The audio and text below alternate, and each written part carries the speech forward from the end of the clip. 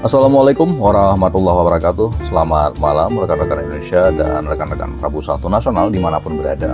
Bertemu kembali dengan saya Tengku Muhammad Laju, menjabat sebagai Ketua Umum Dewan Pimpinan Pusat Prabu Satu Nasional.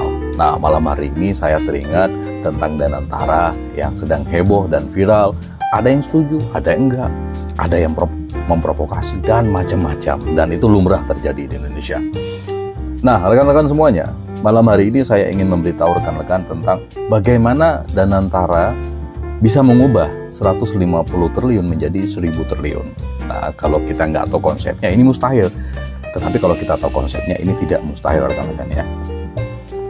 Nah, rekan-rekan semuanya, bayangkan, Indonesia punya 150 triliun.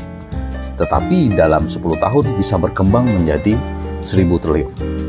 Gimana caranya? Apakah ini sihir? Bukan.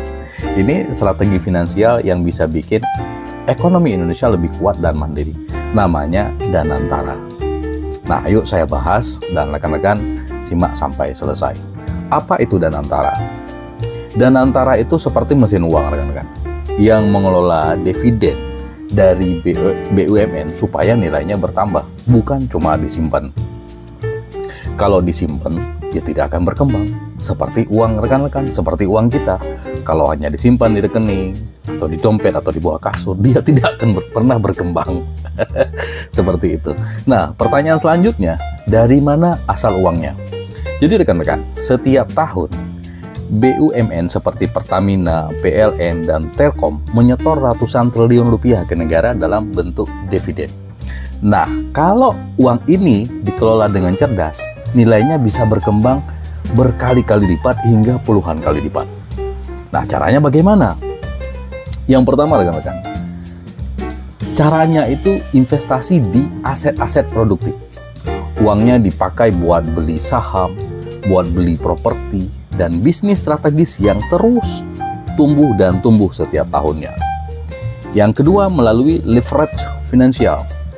Modal ini bisa diputar untuk investasi lain dan mendapatkan keuntungan yang lebih besar. Yang ketiga, bisa juga melalui tokenisasi aset. Dengan sistem blockchain, aset bisa dibuat lebih transparan dan mudah diakses oleh masyarakat.